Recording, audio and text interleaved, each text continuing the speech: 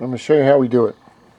The best way for beginners to mask is to mask all your edge right from here, leave some extra hanging over. That's fine. Then what you do is you take a 9-in-1 tool or 5-in-1, which I don't have, and you press into the corner right here. Okay, you want to get it nice and deep into that corner here, and nice and deep into this corner over here. Don't use your hands. Your fingertip is rounded, okay? It'll never get a square cut. Okay?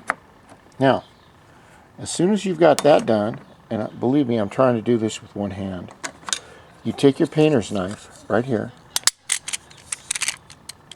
and you can buy these anywhere. You want to cut not straight across, okay? Not straight down. You want to cut at a 45-degree angle like this to the tape. So we're going to go right at the edge of the plastic where you're going to cut. And what this does is it allows the tape to go just a little bit under. Okay?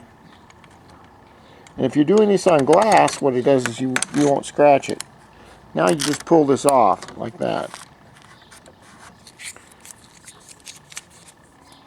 Now sometimes if the tape does come up just a little bit, because Mother's Day and I've had a couple of beers, then what you do is you put it down like this. Now we've already done this on the other side, so we take our knife at a 45-degree angle. That's straight up, okay? 45 degrees, oh, it's about there. And just hold it down and pull right across. And that should come right out. And if you've noticed, there's a little bit of dust right there. That's wax. I thought I got it all, but I guess I didn't. Now, we go to the top area, and we use our 9-in-1 tool, which I don't have there, but that'll get it down to your 45-degree angle, and also on this side. And we do the same thing again.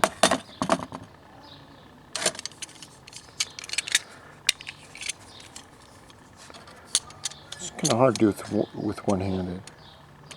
But this is a proper technique, especially with my old hands and everything. So you just cut right along there. Pull that out. And that's good enough for that. Same thing here. Oh, whoops. See, that didn't want to work correctly, so you know, it's best to use two hands if you can. I mean, of course, it is best to do that. But I'm showing the proper way to mask. Now, you don't want to use your $1.29 Kmart tape because it's totally worthless. Okay? That's what it does. Well, I'll pull that piece off and do that.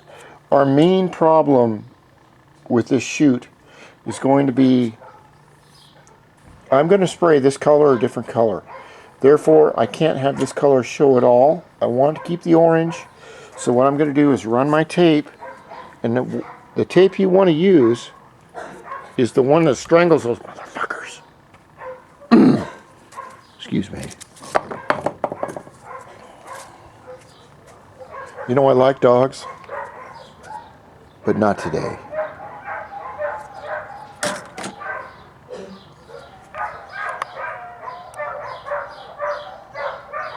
Thank you. We want to use a tape by 3M. Again, we're 3M, which is really good, which is really nice. I don't know, are they getting paid or what? You know, the one thing I like about America is we have guns, shotguns, 88mm howitzers, tanks. I need to go get one. What you want is you want to get the 3M that has the purple on the inside. The purple on the inside means that the tape like this at 1.5 inches is twice as sticky. And what that does is gives you a very, very fine, sticky line so that nothing is underneath it, because that's what we want, is a fine line. Now if you're using a blue tape or a green tape, frog tape is supposed to be a fine line. I'm not sure. Blue is used on, it's half sticky, it's used on wood that's been stained, because you do not want to pull the clear off the stain if you do your screwed. So we're going to use the frog tape to do our fine line work up here. So now that you know how to do this, you can put another piece here, another piece right here, and then we're going to fill that in, and you can do whatever you want as far as, you don't have to get perfect. We've already made our parameters. And I'll show, so that's how you mask. Very simple to do if you know how, if you have some genius guy like me to show you.